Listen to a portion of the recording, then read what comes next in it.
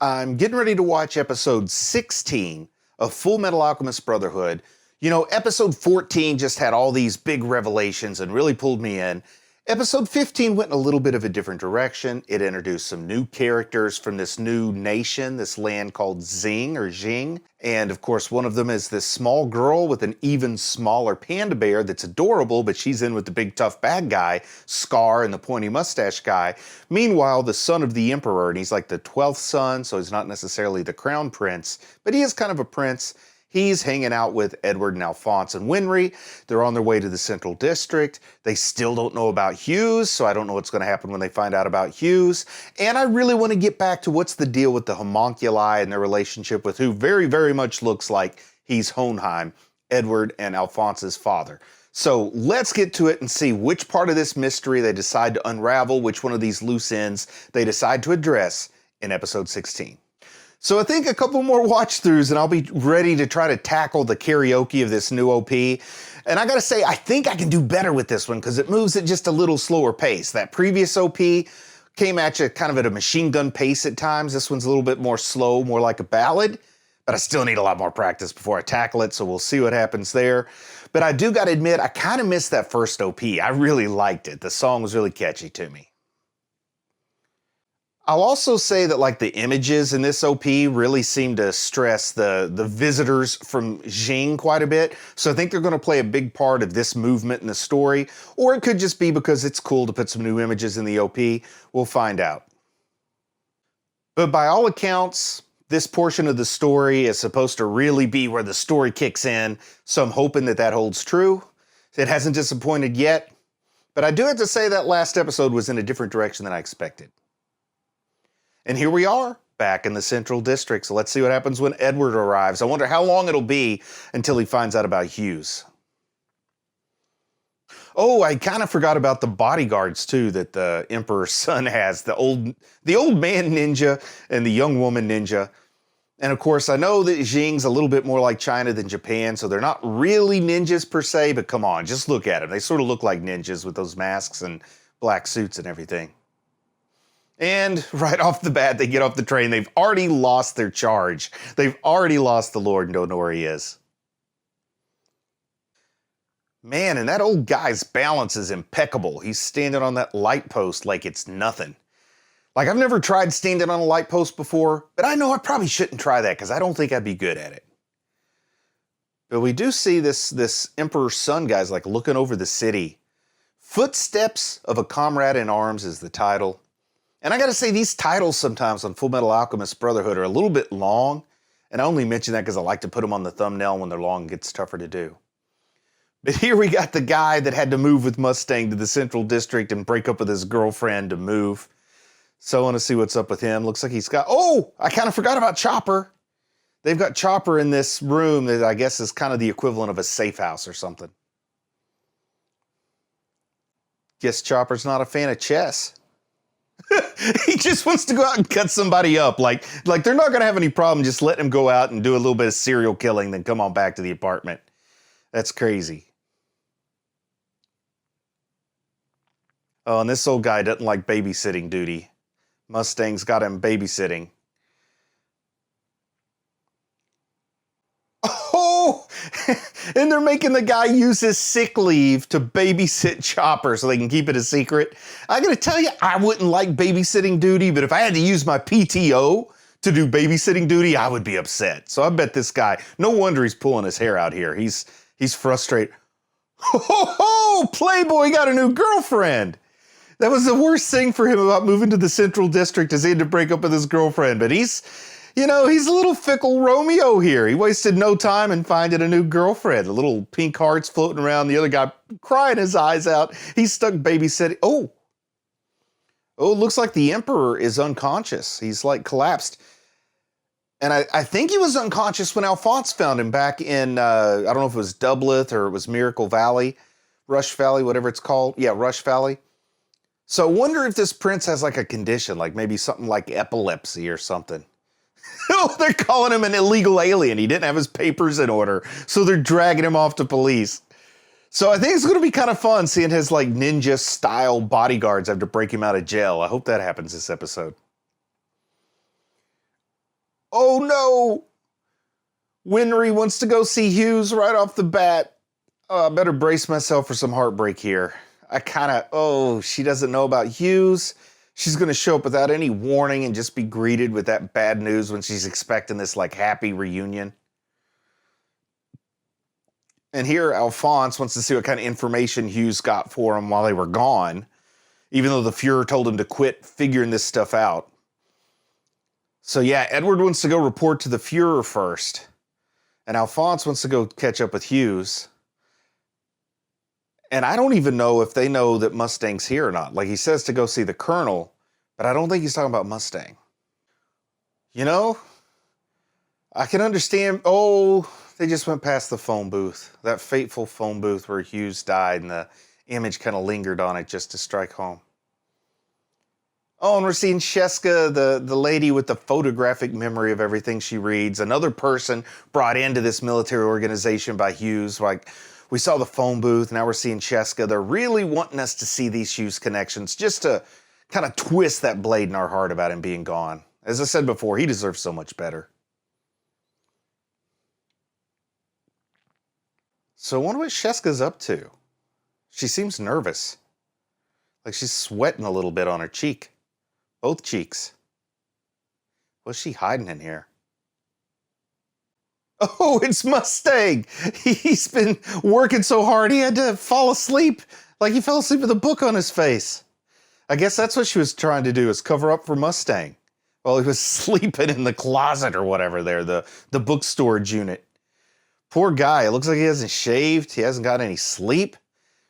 He's like really trying to solve this puzzle about Hughes so hard that he's burning that candle at both ends, so to speak. And he's got an important meeting to go to. Oh, he's looking rough shape for an important meeting. They're going to wonder what he's up to. Is this guy's name Fokker? Like the movie Meet the Fockers? Oh my goodness, Meet the Parents. That they had to do that on purpose, right? Giving a guy a name like that. I can't help but laugh when I see that's his name. And he's sitting here asking her questions about Mustang. So is he suspicious of Mustang here? What's he, wow. He's prying a little bit. Is he a good guy or a bad guy here? And Sheska, she's not holding back. She's not necessarily covering up anything. She told him he's researching that fifth laboratory. That whole thing where they ran into Chopper and Slicer, or whatever the other guy's name was. Oh, yeah, Sheska talking about Hughes. And they call him a general here. I guess he got, like, posthumously promoted because he died in the line of duty. Because I'm pretty sure he was a lieutenant before. So what's up with this guy? He's like... Whoa! There's two of them! Oh, that was Envy. Envy the shapeshifter. Now I'm going to, like, doubt everybody that shows up. She thinks she's going bananas. She just talked to Fokker, and then he came back in. Oh, and we got Mustang splashing a little water in his face before the big corporate meeting. I got to tell you, in the world of business, nothing gives you that charge of energy like sink water, bathroom sink water, specifically from a public restroom. It works every time. I've been doing it for years. And Armstrong was in the stall. You know, he backed that toilet up. Like, if there's a guy in this show that can back up a toilet, it's Armstrong. We're going to see, like, the little custodian running in with the plunger here as they walk out, I bet. Oh, yeah, Armstrong was down there battling the homunculi, but he's not really giving the details. Letting him know that he saw Edward and Alphonse. Ran into their old teacher, the passing housewife. Oh, he's asking if he told him about Hughes. He couldn't, because even though he's a big guy, and I like this about Armstrong, he's a big softy. He's like a cuddly teddy bear in a grizzly bear body. Oh, yeah, he's letting him know that live humans are an ingredient in the Philosopher's Stone. I guess Armstrong didn't have that detail before. Letting him know that that's why Hughes died, is because he was helping the Elrics out. And it looks like Mustang is a softy too. He doesn't want to hurt the Elric brothers by telling them what happened to Hughes. So is he going to lie to him? Like, It might be one of those things where, like, the road to Hades is paved with good intentions. Like, if he lies to the Elric brothers, they're going to find out eventually. And then they're going to be angry at Mustang. They might even be angry at Armstrong, the big softy, the overgrown teddy bear. But Mustang, he seems all about business. Like, I understand he doesn't want to hurt their feelings, but he seems like he'll do the right thing and tell them the truth. And there's Hawkeye. I didn't recognize her in her street clothes last episode with her hair down.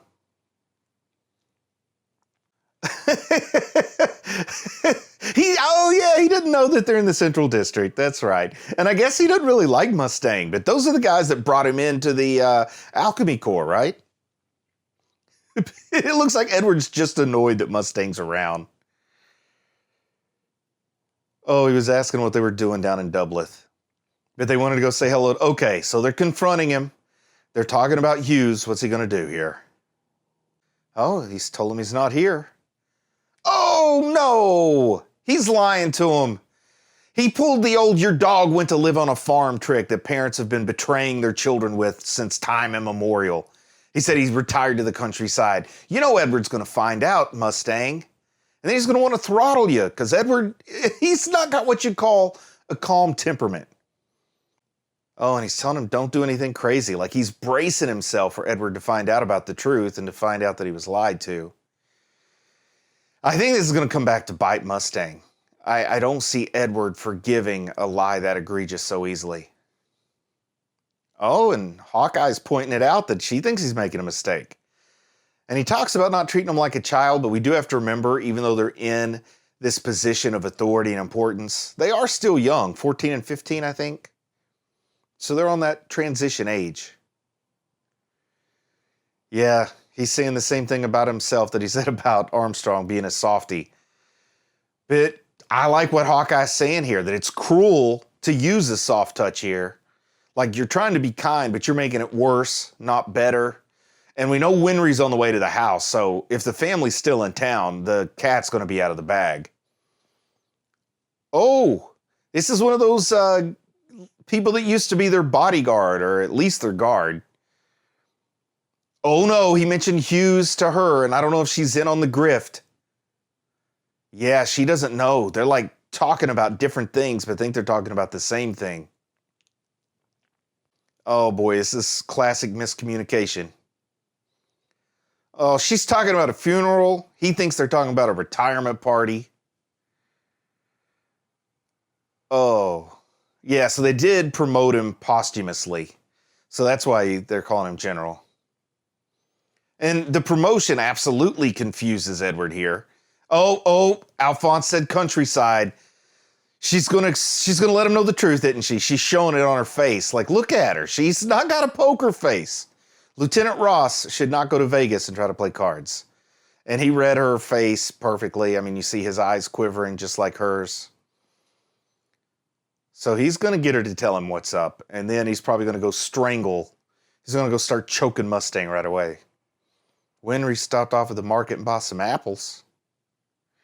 Bringing a nice gift, I guess, for her little pseudo-adopted sister there. Hugh's little girl that got along so charmingly with Winry.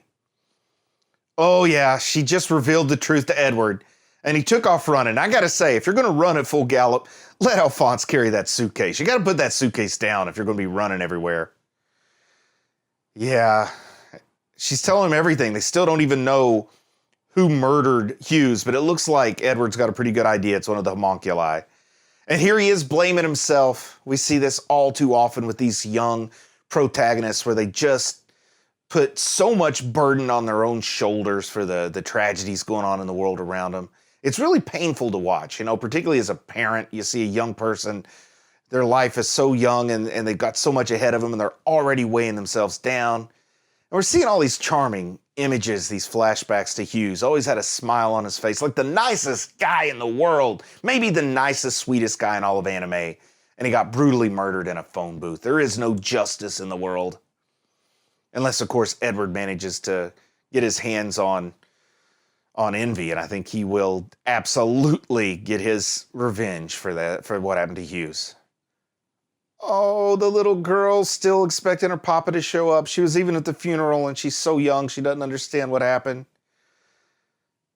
She's happy to see Winry, and then there's Mom, Hughes's wife. So I guess this is when Winry's going to find out. We'll see how she handles it. At least she wasn't lied to, because she went straight from the train station. She didn't see Mustang.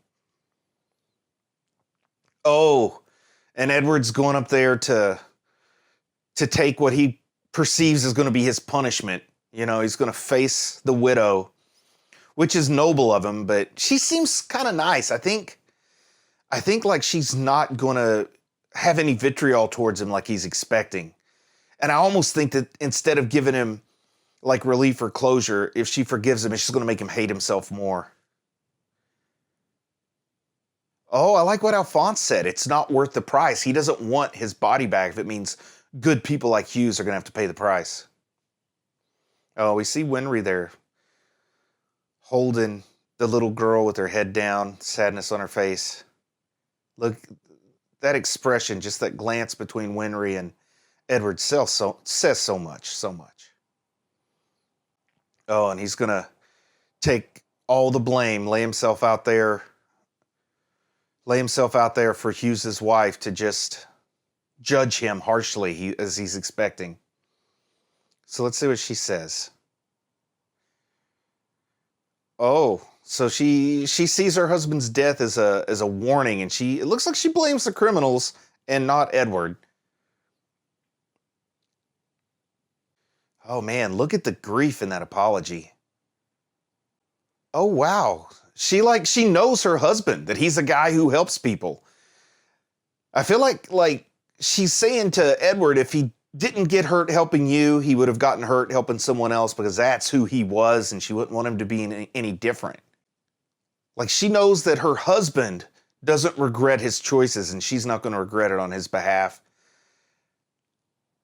Oh, wow. Wow. So she's telling Edward, like, the way to atone is to just push forward. Like, to stop now would make his death for nothing. So maybe she wants Edward to keep going, but at the same time, she probably doesn't want Edward to get hurt. Wow, she said that perfectly. To atone, keep moving forward in a way that you accept. Basically, she's saying, don't do anything for me, don't do anything for Hughes, but don't stop either because of Hughes. Oh, he can hear her crying. She was like staying strong for Edward. And he's outside the door and he can hear the crying inside. And that's just crushing him. Absolutely crushing that young man. You can just feel like the grief hanging in the air like fog as these three are walking down the street. They're all wordless. Looks like they can't even bear to look at one another. And it's killing me seeing all three of them like suffer alone and in silence when what they really ought to do is be there for each other right now. Edward, too stubborn to let anybody be there for him. Alphonse carrying a lot of the blame because it's getting his body back that's driving Edward, and Winry's just grieving because Hughes took her in and the family took her in with such open arms. Man, Edward's sitting all by himself, staring at his mill with his head hung low. Like, these three should not be spending time alone. Good! Good! Edward went to see Winry. I think that's the right thing to do. Let them kind of be like a support group for each other, Oh, and he's showing care for her. He's trying to take care of her, telling her she needs to eat. She's taking care of him plenty with that Automill arm. It's nice to see him showing that he's human to a degree and that he's not a machine. She grabbed his hand. I think he needed his hand held right there. This is good. Hopefully they'll get it out, talk to each other about how they're feeling, process this grief. Don't keep it bottled up. It'll make your head explode. Yeah, the tears. I think Edward needs tears. Like, Winry needs the tears too, but Edward needs to let those tears come out. You hold your tears in, people, you drown from the inside, because those tears have to go somewhere. And if you don't let them out, they just build up, and honestly, you drown from the inside. I wish Edward would have let his tears out.